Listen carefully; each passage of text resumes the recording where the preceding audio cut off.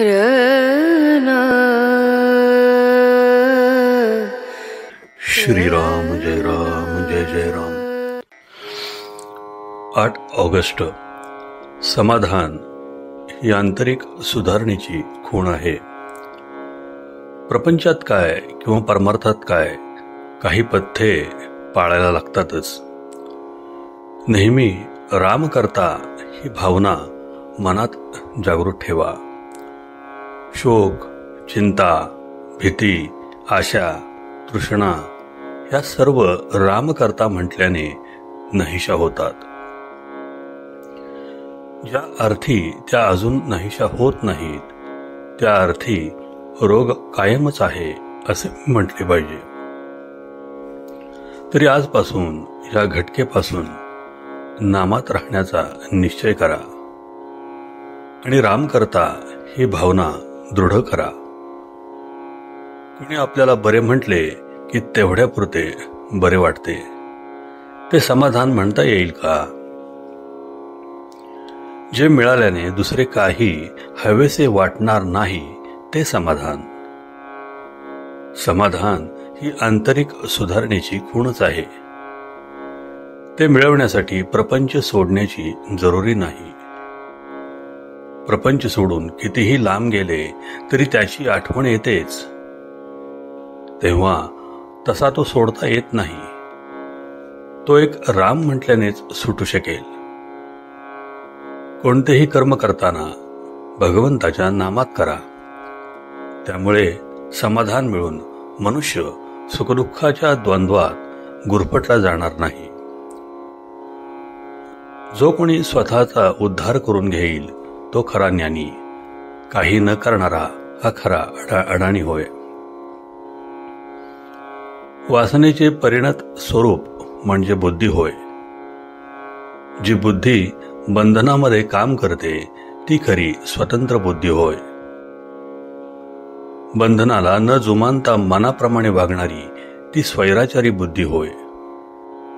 वासना नष्ट होणे म्हणजे देहबुद्धी नष्ट होणे होय. प्रापंचिक मनुष्याला विषय टाकता येतील हे शक्य नाही. त्याचे विषयाचे प्रेम रक्तात इतके भिनले आहे की ते काढून टाकायला सूक्ष्म अस्त्र पाहिजे. नाम हे अतिशय सूक्ष्म अस्त्र आहे. ते घेतल्याने विषयाचे प्रेम नष्ट होईल. खरोखर थोडा मनापासून निश्चय करा.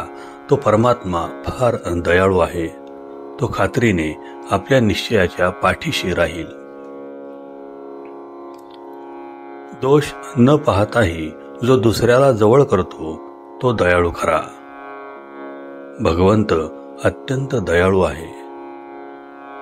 त्याच्या नामाच्या सहवासात राहिल्याने देहावरचे प्रेम नष्ट होईल आणि देहावरचे प्रेम नष्ट झाले की संसारावरचेही प्रेम कमी होईल आणि आपल्याला सर्वत्र राम दिसू लागेल.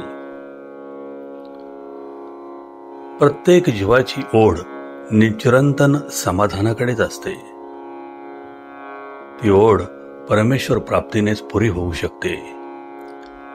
ही प्राप्ती व्हायला अत्यंत सुलभ साधन जर कोणते असेल आणि त्याचा सतत सहवास जर कशाने लाभत असेल तर एका नामानेच. ज्याने नाम हृदयात अखंड बाळगले त्याला सर्वत्र परमेश्वरच दिसेल. इतर साधनांमध्ये उपाधीमुळे थोडी तरी चलबिचल आहे. नाम हे स्थिर आहे. हे भगवंताचे नाम आवडीने घ्या, श्रद्धेने घ्या, मनापासून घ्या. आजचे बोधवचन. अखंड नामस्मरणात राहा, किती समाधान राहील. श्रीराम जय राम जय जय राम. जयाचा जनी जन्म नामार्थ झाला. जयाने सदा वास नामात केला. जयाच्या मुखी सर्वदा नाम कीर्ती. नमस्कार त्या ब्रह्म चैतन्य मूर्ती. जय जय रघुवीर समर्थ.